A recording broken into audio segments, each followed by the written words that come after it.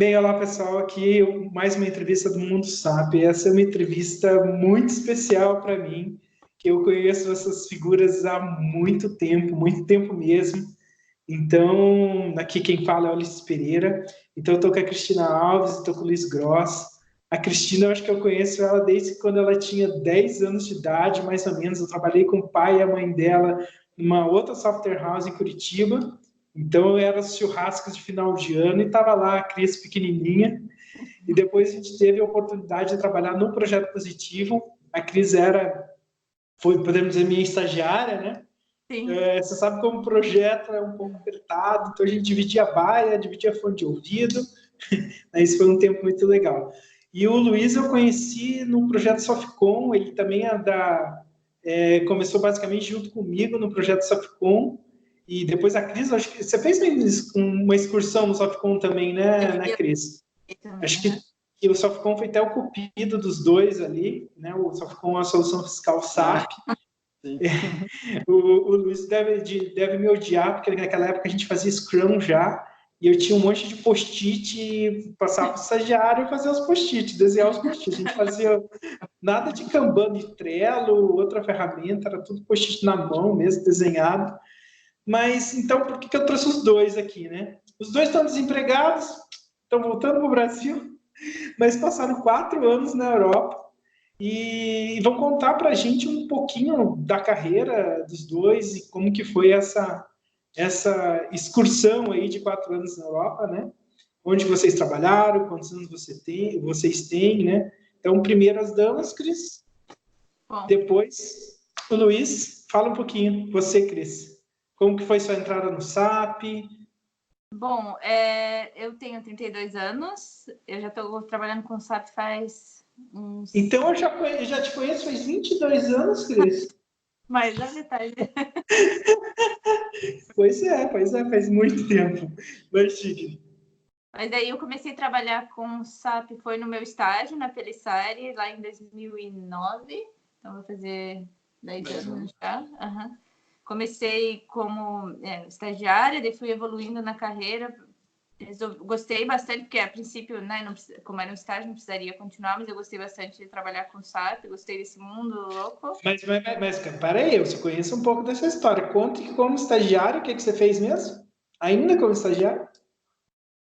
Você fez uma academia, não fez? Ah, fiz academia, sim, fiz academia, daí não me certifiquei inicialmente, e daí, depois de um tempo, eu virei CO. Fez academia de CO, né?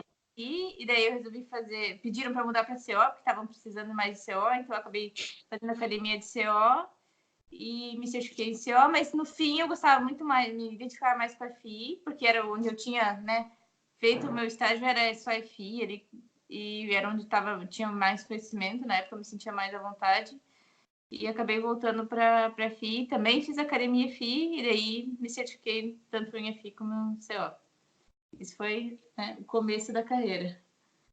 E daí depois você começou no projeto Softcom, né? Logo depois. Você participou de algum outro projeto antes de... Não, você participou do Positivo, mas você era estagiária ainda, né? Do Positivo eu era estagiária, depois eu fui para a Sadia, eu fiz várias coisas.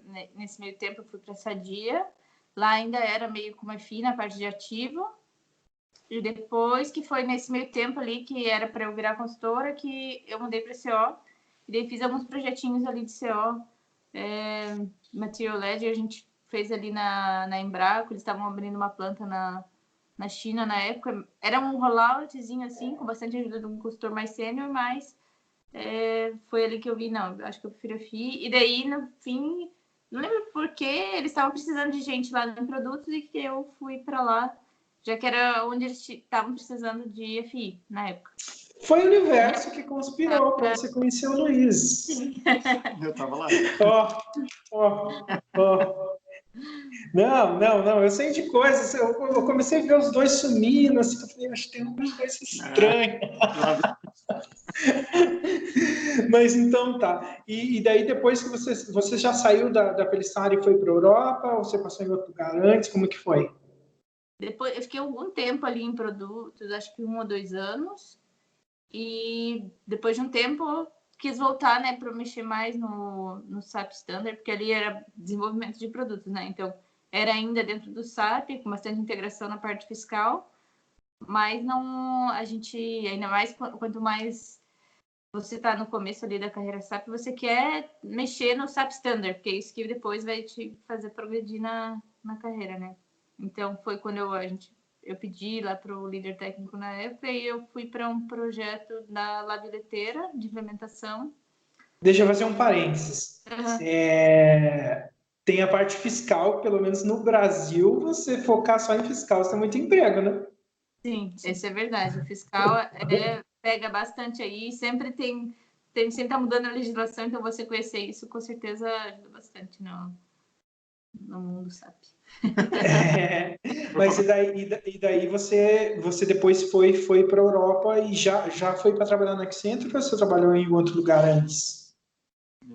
Eu fiquei na BMW por um mês, então praticamente quase nem conto, mas foi na época. Mas EBW na Europa ou lá em Joinville? Lá em Joinville não. Joinville. Não é Joinville, é Araquari, né? É. Na época, eles tinham um escritório ainda em Joinville, a fábrica ficava em Araquari, mas eu trabalhava de Joinville. Mas foi ali um mês, era uma vaga para ser meio que usuário-chave de FI. Mas daí, na época, surgiu essa oportunidade lá, mas no fim surgiu na mesma época ali a chance de vir para a Europa e acabei optando por vir para a Europa como era uma coisa mais... uma experiência assim que eu gostaria de ter na época, né? De trabalhar Bem, na... entendi. E deixa eu especular um pouco com o Luiz. Luiz, como que foi seu início aí? Como que você começou? Eu comecei... Então, eu sou Luiz, tenho 30 anos, e eu comecei com SAP faz 9 anos. Eu comecei em 2010, na Plisari, como estagiário da equipe de produtos, desenvolvimento de produtos. Então, você já entrou direto em produtos? Eu fiquei, sei lá, alguns meses desalocado, e depois de um tempo foi direto para produtos. Então, você já foi meu escravejar logo no início, já. Desde o começo. Eu te ensinei algumas coisas, então. Acabei te ensinando. Sim. Bastante. Não foi pouco, não. Foi bastante. Que bom, que bom. E foi lá que começou. Eu fiquei, acho que, 2 ou 3 anos na equipe de produtos. E daí, da mesma forma como a Cris, eu saí para mexer um pouco mais com o Standard, porque lá era muito desenvolvimento, era mais a parte fiscal. E eu queria mexer mais com FI, porque era onde eu tinha mais, vamos dizer assim, mais facilidade, a parte que eu gostava mais. E quando eu comecei a mexer com FI, pinguei em vários projetos até eu pegar o projeto da Tupi, que eu fiz daí do blueprint até o Go Live. Foi o projeto de implementação, o que eu fiz no Brasil, que realmente me deu mais conhecimento. Que foi um projeto completo. Quanto tempo foi o projeto da Clube Tupi que durou ali?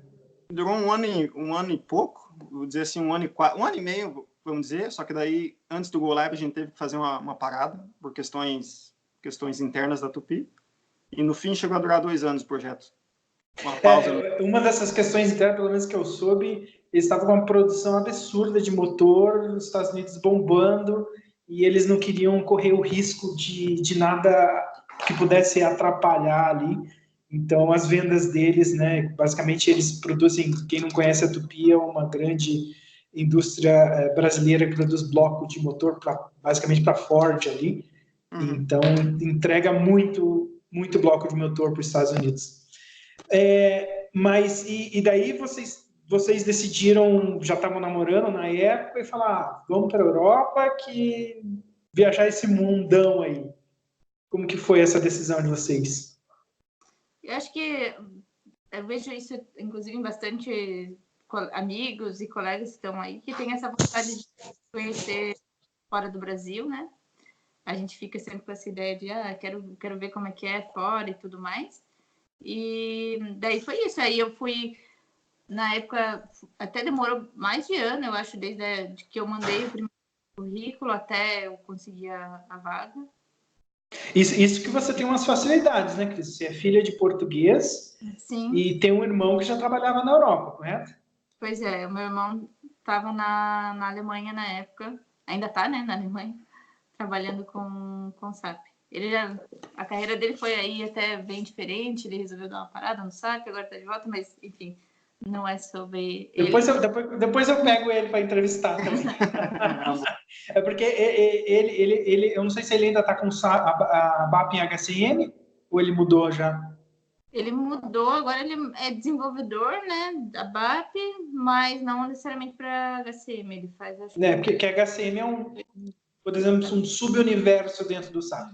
Mas fechando um parênteses do seu irmão, então você já tinha essa facilidade de trabalhar, ou melhor, pelo menos legal, porque você é filha de português, já tinha cidadania, desde criancinha. Isso, porque aí isso ajuda bastante aqui, porque na Europa, se você não é europeu, né, a empresa precisa patrocinar o teu visto para vir para cá. Então, eles vão ser muito mais criteriosos para contratar alguém. Além do mais, uma dificuldade... Que foi o caso do Luiz, né? Sim, tem algo chamado Work Permit, que infelizmente na Europa você precisa para todo o país que você trabalha, e que é a empresa que tem que bancar, tem que patrocinar. E aqui, como cada país é muito pequeno, os projetos geralmente são 80% das vezes, dos que eu tive assim, experiência, são internacionais. Então, você não vai trabalhar só num país. Acho que exceto em países maiores, talvez como a França ou a Alemanha. E vocês têm residência na Bélgica, vocês estão na Bélgica agora. Sim, sim. E vocês chegaram, você, Cris, para trabalhar em quais países aí você chegou a fazer projeto? Eu fiquei bastante tempo na França, mas eu também fiz, por exemplo, a gente tinha que fazer workshop, né, reunião. Fui para a Alemanha, fui para a Polônia também, que era onde eles estavam instalando a parte financeira, eles estavam migrando toda a parte financeira de uma empresa para a Polônia, então fui para lá também. Eu fui fazer também workshop de Fit Gap. Eu já não lembro os termos do... Não, você já está até com sotaque, sabia? Sério que você já está arrastando um português já. Mas fui para a Suécia, estou tentando lembrar, mas a trabalho, fui para a Hungria agora também. Teve uma época que você estava em Nova York, que eu lembro. Que eu já falei até que estava com inveja de você. Fui para Nova York também, por esse... Teve um projeto bem grande, esse da Polônia, também foi uma parte, era nos Estados Unidos. Então, eu fui para Nova York, também fui para Carolina do Norte, então viajei, não dá para reclamar, viajei bastante o mundo. Quem gosta de viajar, né? A gente sabe que viajar não é todo mundo. Então, mas o que eu vejo é que SAP abre portas ali para quem quer viajar. E você, Luiz, passou por onde tanto?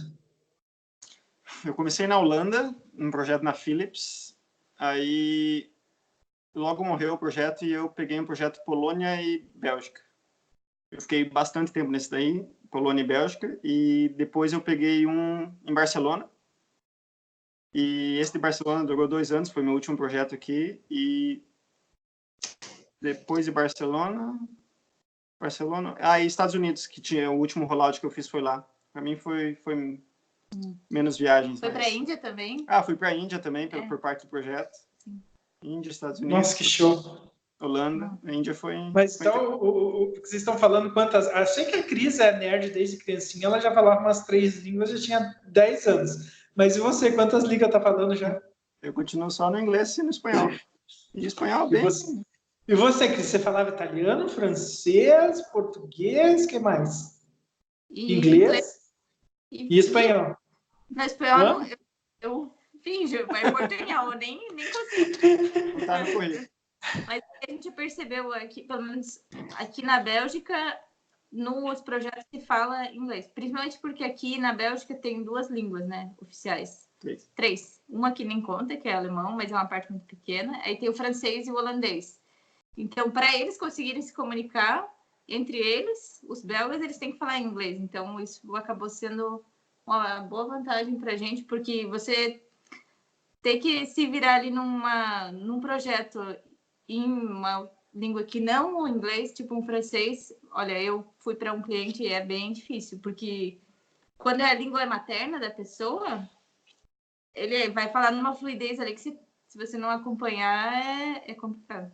Você convencer uma pessoa de que uma forma melhor de fazer um processo numa língua que não é a tua língua materna, é muito difícil.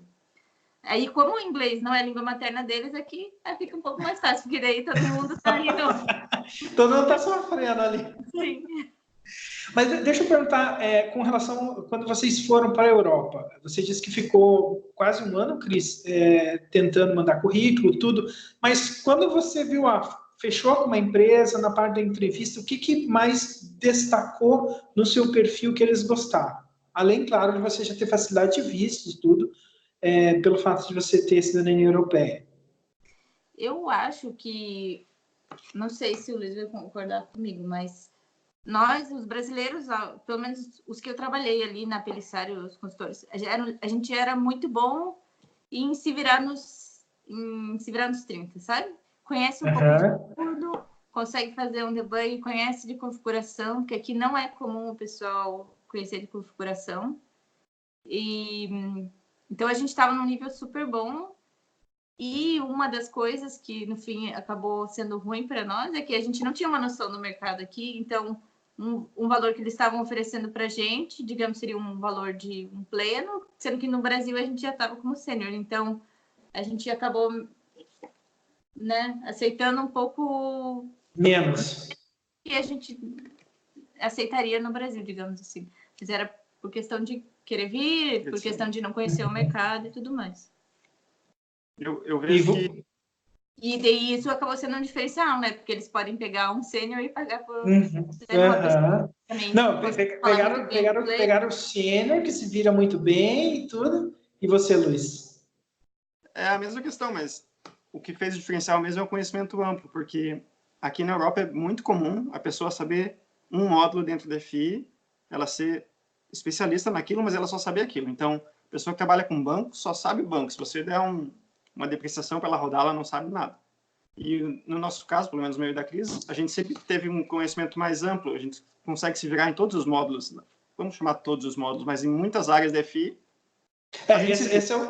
E dessa questão de todos os módulos, eu acho que quem fez uma carreira, começou a carreira pela área fiscal, como o fiscal fica no meio ali de MM, SD, FI, agora que o bloco K do SPED fiscal entrou PP, entrou muito CO, então a pessoa que constrói uma carreira dentro da área fiscal de SAP tem uma visão muito cross de todos os módulos. Eu percebi isso na minha carreira. Então, quando lógico, eu comecei com o ABAP, depois fiquei um ano e pouco com o FI, depois já fui para a área de produtos, fiquei 3 anos, e depois fui para a pré-venda. Mas a vantagem de ter passado pela fiscal e ter essa visão cross do SAP me ajudou muito nas pré-vendas que eu fazia e na minha carreira em si. Pode continuar, Luiz. Criamos muito pedido de compra lá para testar o SIAP, né? Nossa, então, exatamente. O SIAP, que quem não conhece aí de fiscalês, né, o controle do imposto sobre ativo permanente, do imposto não, do CMS, é que a gente mudou o nome do I para imposto, que a gente controlar a PiscoFins. Mas é controle do ICMS sobre ativo permanente. Para você testar o negócio, você tem que fazer um monte de pedido, isso aí cai no teu controle no seu produto, você fazer o controle de imposto, parcelar em 48 vezes mensais, então são 4 anos ali, tem coisa na depreciação, tem coisa em custos, tem coisas, depois ainda se o cara vende um imobilizado, você tem que trabalhar com nota de saída, então é um inferno. É um inferno, mas você aprende muito, né? Sim. Isso fez diferença. Isso aí eu pegava, nessa época eu era Scrum Master, né? Então eu era pleno nessa época também. Era Scrum Master, e o Scrum Master ele fica meio assim, né? O Scrum Master ele é para resolver obstáculos, né? Mas daí colocava a Cris e o Luiz ali para testar as coisas, né? Mas foi uma super escola, né, pra gente aprender. Foi uma super escola, não, com certeza, com certeza. Eu até esqueci que a gente estava falando isso. Boa parte. Diferencial. O diferencial. Então, o amplo, aqui na Europa, não vou dizer que ninguém tem, é bem mais difícil. Quem tem são os consultores que estão lá há 30 anos no mercado, os dinossauros do SAP aqui, que conhecem tudo, já mexeram em todas as versões do SAP. Mas a maior parte... Mas vocês veem que os recrutadores, quando estão selecionando alguém, eles têm ciência dessa habilidade do brasileiro ou não? Não vou dizer do brasileiro, depende da pessoa, mas... Mas quando eles veem um currículo ali que fala, se você apresentar no teu currículo teus conhecimentos ali técnicos, o que você já mexeu em linhas gerais, daí eles já chamam atenção. Mas a entrevista técnica é bem pesada. É bem pesada. Na Accenture foi bem pesada, acho que na Deloitte também. Em outras empresas que a gente deu uma olhada. Então, não dá para dar um migué. Não dá para você colocar lá que você manja de tudo um pouco, que na entrevista técnica eles pegam. Então, eles vão botar aqueles dinossauros lá para te testar e eles vão fazer E o detalhe, você não vai estar falando a tua língua materna ainda, né? Mais difícil ainda. Exato. Mais difícil. E assim, então a gente fala um pouco de como vocês foram para aí, das dificuldades, até essa questão acho que explorar um pouco mais essa questão do visto ali, Luiz. Foi difícil conseguir? Como que foi a empresa se prontificou a fazer? Como que foi esse processo? Foi bem difícil. Então, quando eu fui aceito, digamos assim, na Accenture, o processo de Work Permit, a primeira vez que você tira, leva 3 meses. Então, realmente, a partir do momento que você assina o contrato até você conseguir trabalhar no país, são 3 meses no mínimo de papelada e exame médico e mais papelada e tradução juramentada, e tem que achar o diploma, e tem que achar a certidão de nascimento. Então, é muita papelada mesmo. Mas uma vez que a empresa se prontifica a fazer isso por você, eles vão atrás.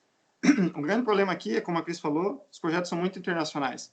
Então, no meu caso, eu fiz meu primeiro projeto na Bélgica, o segundo que era em Barcelona, eu precisei do Work Permit. Então, hoje eu tenho, não infelizmente, digamos assim, muita papelada de novo, tradução juramentada dessa vez para o espanhol, exame médico e tirei o Work Permit na Espanha. E meu próximo projeto, que seria nos Estados Unidos, mesma papelada, mesma documentação. Então, não é impossível, mas é bem trabalhoso e você tem que se diferenciar, porque senão eles não vão. Uma empresa não indicou algumas pessoas aqui que estavam interessadas em vir e tudo mais, mas por esse fato, e eles acharam, bom, esse perfil aqui não vai valer a pena para a gente pagar todo esse esforço. Bem direto isso aqui, o pessoal da Accenture, dos níveis mais altos, falou para a gente que tem que valer a pena, tem que ser melhor do que pagar um indiano para fazer. Isso eles falaram para a gente já. Porque a Accenture trabalha muito com Índia, todas as empresas aqui trabalham muito com Índia e é fácil, é barato, eles trabalham lá, o pessoal vira a noite trabalhando. Então, tem que ser um diferencial mesmo para que eles olhem para você e falem, realmente dá para bancar o teu permit aqui que você consegue fazer. Isso é bem diferente aqui do que era no Brasil, porque aqui no Brasil você meio que faz tudo, né? Aqui eles terceirizam muita coisa para a Índia, então você meio que vai fazer ali uma definição do processo, vai dizer, vai ser configurado dessa forma, mas quem põe a mão mesmo é o pessoal da Índia. Então, isso mais na Accenture do que na Deloitte. Porque eu aqui trabalhei mas você trabalhou nas duas. Mas você estava na Accenture ou na Deloitte agora? Agora eu estava na Deloitte, foi a última. E daí vocês pediram as contas e estou voltando para o meu Brasil. Um dos motivos de eu querer mudar foi exatamente da Accenture para a Deloitte, porque lá a promessa que eles me deram aqui no fim cumpriram era que lá eu ia mexer mais no sistema, assim, que era um negócio que eu sentia falta, porque no Brasil a gente faz tudo. E ali na Accenture eu estava preenchendo planilha Excel de uma época ali, deu não é. Porque toda a configuração no Excel, e daí você tem que saber o que você está fazendo. Mas é mais difícil quando você não tem ali, não pode testar, você tem que saber o que está fazendo exatamente. E daí foi uma das motivos de eu querer mudar para a Deloitte na época. E deixa eu perguntar outra coisa para vocês. E o que vocês veem que são as principais competências que uma pessoa precisa ter para ela conseguir se desenvolver no SAP? Na opinião de vocês. Você começa. Ladies first. Bom, eu acho que primeiro você tem que ser, não sei qual seria a palavra, mas tem que ser agilizado, assim. Não pode ficar sentado. Se vira nos 30, né? Algumas vezes você vai ter a sorte de começar, igual eu tive a sorte de começar do lado começando como estagiário, e ter alguém ali que você pode olhar, mas você também tem que se espertar e ver o que está acontecendo. Se você não... Nada vai vir de mão beijada, né? Você tem que ir atrás. Eu falava que você tem aquele coeficiente de dos 30, também tem aquele outra coisa que é o TBC, sabe o que é o TBC? Tira a bunda da cadeira. Sim, tem que ter TBC, porque ninguém vai... Ó, você vai estar lá no projeto pegando fogo, você vai pegar um consultor que acabou de entrar, um júnior ou um estagiário, você quer dar uma explicação mínima para ele, quer que ele se vire ali, descubra como fazer as coisas, porque você, ao mesmo tempo, tem que ir lá apagar uma fogueira e tudo mais. Então, tem que se correr atrás, eu acho. E eu acho que uma coisa que é importante você ter nessa carreira, primeiro, o Google é muito teu amigo, sempre, em tudo. Outra coisa, o Skype, sua rede de contatos é muito sua amiga também, porque às vezes você está num projeto pegando fogo, às vezes, lógico, o cara não vai te ensinar tudo, mas você sabe que tem alguém que já fez isso alguma vez, assistindo o cara te manda alguma coisa e daquilo você acaba desenrolando e evoluindo, né? Então, pelo menos eu fiz bastante disso. E também, como eu sou uma pessoa que tem um perfil mais solícito, assim, muita gente me procurava também para perguntar coisas, né? Até muito depois que eu conduzi minha carreira para consultoria, até quando estava como gerente de marketing, às vezes me perguntavam alguma coisa, eu tendo EPA ali, é bem que eu sou bom de memória, lembrava ainda. É bom isso mesmo, saber quem sabe, né? Conhecer as pessoas e saber quem sabe, e daí sempre tenta resolver sozinho primeiro, né? Tenta o Google por segundo, e se realmente você não achou, daí porque ninguém também vai querer responder tudo, né? Se responder tudo. Então você tem que mostrar que você já... Normalmente a pessoa direciona, né? Ou você já fala, testei isso. Você aborda o cara, fala assim, cara, achei essa solução, testei essa, não deu, testei essa outra, não fui para frente. Daí a pessoa já... Porque também, lógico, aquele papel de sombra ali, ter alguém do lado, cada vez tem menos, né? As empresas não estão dispostas a pagarem para ter esse tipo de aprendizado dentro dos próprios projetos. E você, o que você acha? E você, Luiz? Eu acho mesmo. Não, o que eu acho muito importante é... Como é que eu vou dizer? A pessoa tem que ter consciência que aquilo que ela está fazendo pode ter um impacto muito grande. Então, quando eu era estagiário ainda, tinha um consultor que falava para mim assim, você tem que aprender a ver a floresta e não a árvore. E meio clichêzão assim, mas é verdade, porque a gente mexe com muita gente que o cara vai lá e põe uma exit lá, o cara põe um enhancement, deixa acontecer e depois no final explode tudo. Então, para quem está escutando não sabe o que é exit, o que é enhancement, pode dizer que depois do vídeo ali eu faço uma parte que eu chamo de SAPES, que basicamente é o dicionário prático SAPES português, e daí eu digo o que é uma exit, o que é um enhance. Não se preocupe que eu vou falar o que é isso.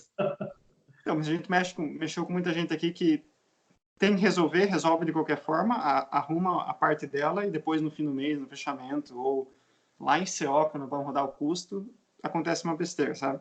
Então, um bom consultor SAP, ele tem que saber resolver, mas ele tem que ter consciência do que ele está fazendo. Não pode simplesmente fazer por fazer, para livrar o dele, porque depois pega. Querendo ou não, tudo a grande vantagem do SAP é ele ser tudo integrado. Exato. Então, você tem que conhecer os pontos de integração, que é o que vai fazer você se diferenciar. Uhum. Você ser um FI, falar, não, pedido de compra, isso aí é MM, isso aí não me interessa. Daí já... Pronto, já. Você ter esse diferencial de conhecer, de saber, isso aqui vai dar nisso, qual vai ser o impacto, faz muita diferença. E uma outra coisa, o que vocês acham que, comportamentalmente falando, diferencia um júnior de um sênior? Isso que eu falei. Isso que eu falei é bem coisas que eu fiz no passado mesmo, quando eu era júnior, que hoje eu olho e falo, meu Deus, como é que eu fiz isso? É justamente você resolver o teu ponto ali e você não ter uma visão do todo, você não perceber que aquela tua exit pode estragar muita coisa. Aquela tua substituição errada pode Então, mas assim, puxando do lado de comportamento mesmo, qual que é o perfil comportamental que um sênior tem que um júnior normalmente não tem que aprender? Eu acho que também tem uma outra questão, mas isso vai vir meio que naturalmente, é você demonstrar confiança quando você está falando com o cliente, digamos, ele vai estar lá com o problema dele, lá qualquer que seja, financeiro, fiscal, ou mudou alguma legislação. O sênior, ele vai mostrar confiança de que, mesmo que ele não saiba, de que ele, tá, vamos achar aqui a melhor solução para você.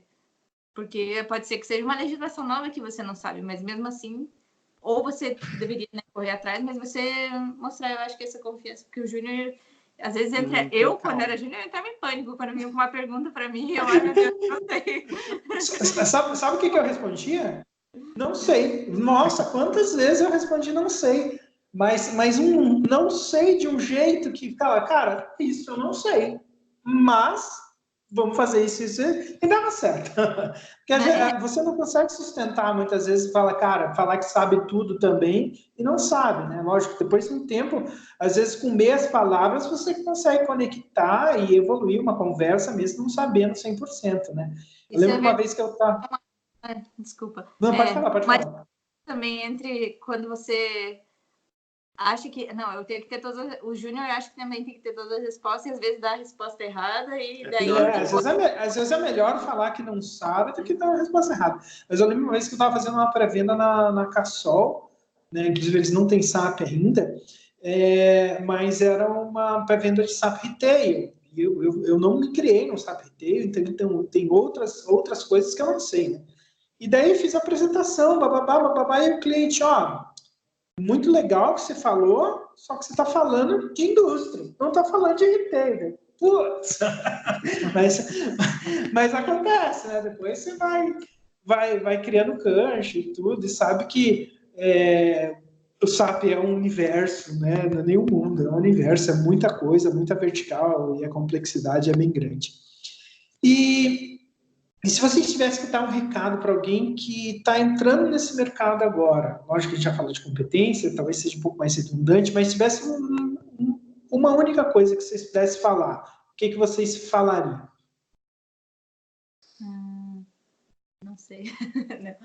O que eu falei para o pessoal aqui, mas aqui é mais localizado para a questão bélgica, eu falei para eles não fugirem da parte técnica, que como a gente falou no começo, o conhecimento técnico que a gente aprendeu lá em produtos, aquela parte bem técnica fez muita diferença aqui.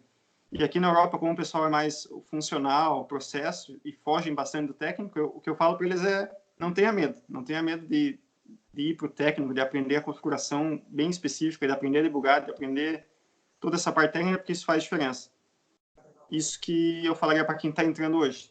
Não fale como a Cris disse, pedido de compras é MM. Não seja assim. Não cuide só do seu, tente ver as outras coisas e tudo que você for aprender vai ser útil em algum momento.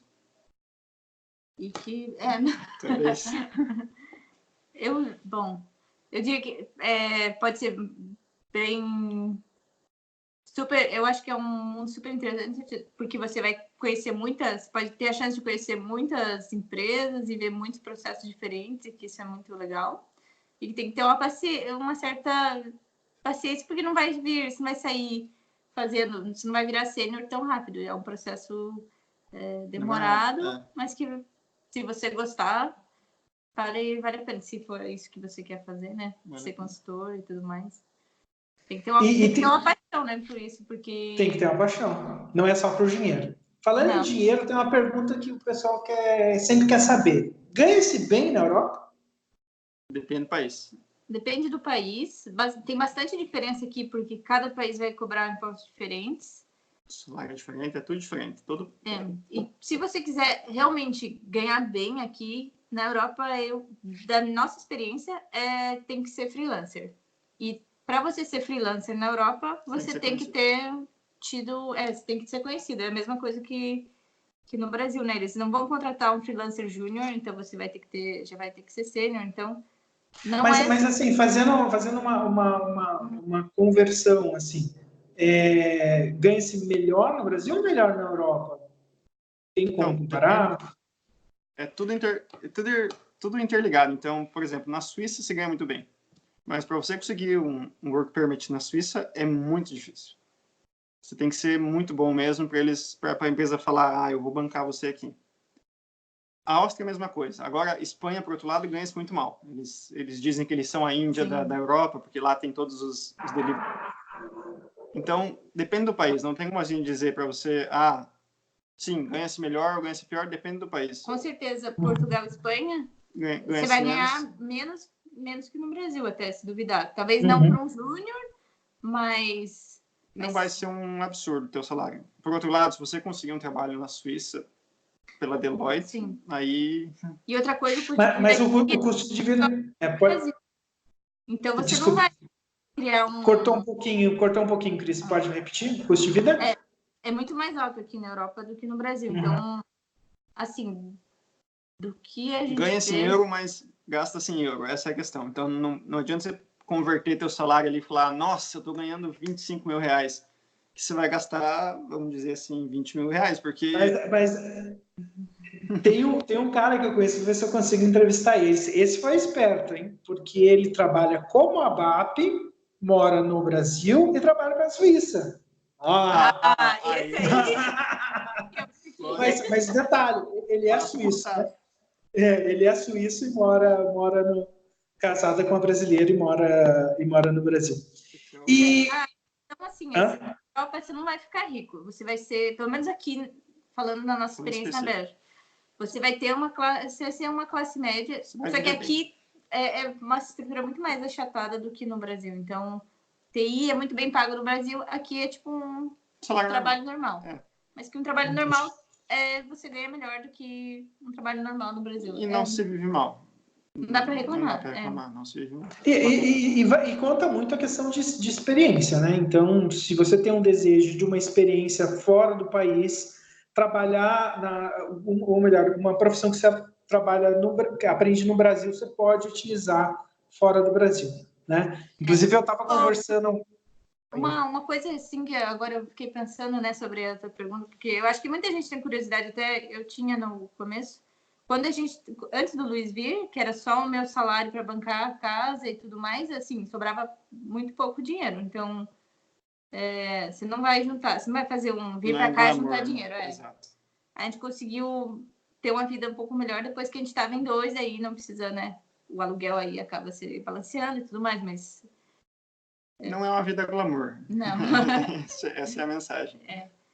Como que não é vida de glamour? Vocês aí estão na Torre Eiffel direto, vão para a Itália, estão em Veneza. Como que não é glamour? Mas, bem, vamos encerrando, mas eu tenho uma única pergunta para não tomar muito tempo de vocês também. Se vocês pudessem falar o que a carreira SAP transformou a vida de vocês, né? Não só a carreira, mas a vida de vocês. O que transformou, Cris? Bom, eu acho que abriu todas essas portas, porque assim, a gente aqui falando todas as coisas ruins, porque também quer não quer que todo mundo se iluda, mas ter tido essa experiência aqui na Europa, com certeza foi graças à experiência SAP. E, nossa, pela experiência de vida foi incrível. E uma coisa também, se você for falar de consultoria SAP, eu adoro essa história de você ficar ali um tempo na empresa, você vê um processo e daí depois você muda. Então, tá sempre mudando, você tá não tem rotina. É muito difícil criar que é muito bom, mas eu gosto, mas também tem que gostar, porque se você tem que estar sempre disposto a estar mudando ali, não dá para ter uma vida... A vida pessoal, você tem que meio que se adaptar à rotina de cada projeto, né? Não sei você, Luiz? Tem a pergunta, se desviei um pouco. Pois é. Eu digo mesmo, eu só fui consultor SAP. Meu primeiro estágio foi na Pelissari, e da Pelissari Accenture, e eu só fui consultor SAP. Então, para mim, tudo que eu sei hoje em termos de processos empresariais ou de sistemas, eu aprendi na vida SAP. Então, realmente abriu muitas portas, abriu muito conhecimento, e eu acho que o mundo SAP, ele realmente permite que você aprenda muito. Se você tem vontade, se você quer ver o que está acontecendo, se você tem essa necessidade de aprender mais e ver coisas diferentes, ele é um mundo interessante. Uma coisa que eu acho... os amigos que você vai fazendo no caminho, né? Porque cada projeto é Cada projeto é um sempre com certeza. Mas uma coisa que eu acho importante também, que é interessante, é essa flexibilidade que está. Então, hoje vocês estão na Europa, vocês vão ter no Brasil e acredito que vocês vão conseguir se alocar facilmente. Se você tem vontade de trabalhar em consultoria, aguenta a loucura de consultoria, que consultoria não é só glamour, tem muito trabalho duro, mas se você aguenta essa vida, você fica nessa vida. Se você não aguenta, você pode conseguir trabalhando na empresa como consultor, que às vezes é muito mais tranquilo. Lógico, eu até coloquei num post recentemente, quando você está trabalhando numa grande empresa, uma Renault, uma Sadia, são problemas de grandes empresas. O que diferencia um consultor que trabalha em consultoria e um consultor que trabalha na empresa é que o consultor que trabalha na empresa vive os problemas daquela empresa e o consultor que trabalha em consultoria vive o problema de N empresas porque ele está pingando em N empresas, né? Então, essa é a principal dificuldade, né? Mas grandes empresas têm grandes problemas, principalmente fiscal. Mas essa flexibilidade de você ir chaveando e poder colocar a sua carreira de acordo com o seu momento de vida, eu acho interessante, né? Para vocês que é um casal jovem, teve oportunidade para a Europa, ficaram 4 anos, são jovens ainda, eu tô com 44, né, Cris? Estou com 44, mas voltando para o Brasil, não sei se vocês têm intenção de ter filhos ou não, talvez quando tiver filhos não dá para sair essa loucura de viajar feito um louco, então trabalhar às vezes numa empresa, conseguir um emprego numa Renault, numa outra multinacional, né? Lógico que o francês ajuda, o inglês ajuda, toda essa bagagem que vocês conseguiram, esse conhecimento que vocês conseguiram na Europa é aproveitado aqui, né? E consegue estabilizar, ficar mais tranquilo. Filho cresceu, né? Vai para lugar. E é bom levar para a Europa para viajar, né? Então essa flexibilidade eu acho muito interessante. Também acho bem legal. É bem isso que você falou, você pode adaptar ali. A gente vê muitos colegas que resolveram, mulheres, né, que resolveram, quero ter filho, quero ter uma vida mais tranquila.